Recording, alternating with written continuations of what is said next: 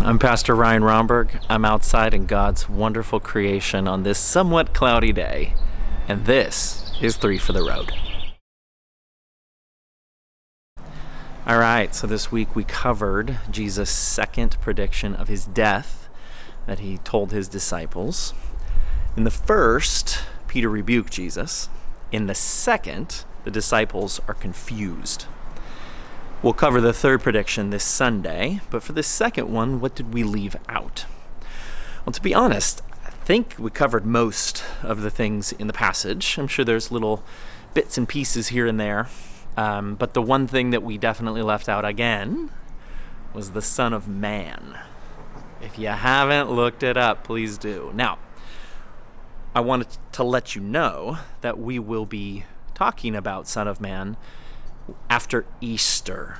I think it's important to cover, especially in light of Jesus' resurrection and what that all entails and means. Okay, moving on. The invitation. What is the invitation for us?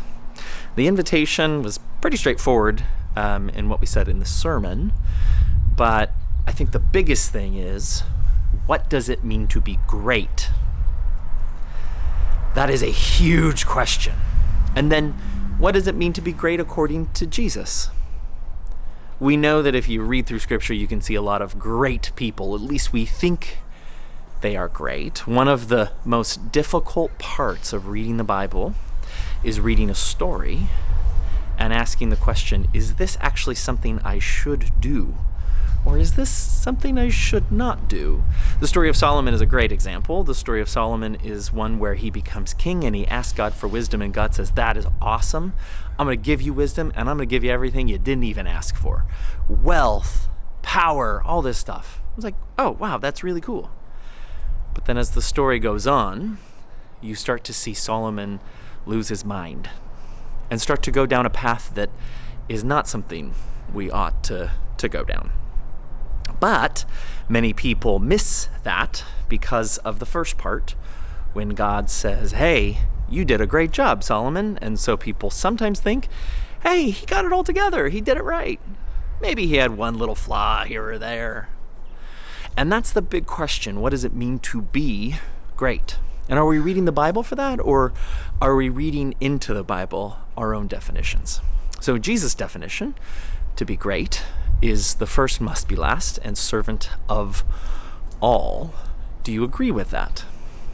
And where do you see that in this world? And does that even matter to you?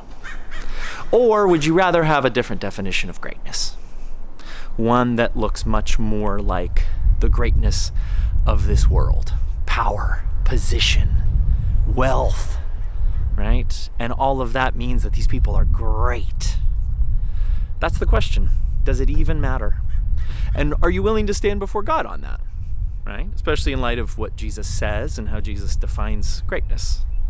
That's our invitation. And I really pray that you spend some time reflecting on that, especially in light of the world we live in today and the people who are lauded and propped up as examples of greatness. Okay, last thing, your questions. The question that I got particularly was on this concept of the humility of God.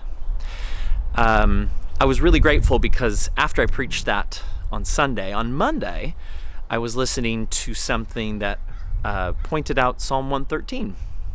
And in Psalm 113, God humbles himself to see what's in heaven and on earth. It's right there. Now, some translators translate it differently because, of course, God can't humble himself. That doesn't make sense to people. But why not? If God reveals God's self to us through Jesus, the suffering servant, the humble one, why can't we let that be? Why can't we let Jesus' self-revelation to us change how we see God? In fact, maybe we didn't even need to let it change us after all, because right there in the Old Testament, there it was. This is who God is. Can we allow ourselves to fit that vision of God deep into our hearts? Or are we so caught up with the big and powerful and violent and angry God that we can't let that go? So that's the questions that I received. If you have any questions, don't hesitate to reach out on our PPC text line. That's 657-530-6004. As always, thanks for joining me. Look forward to this week.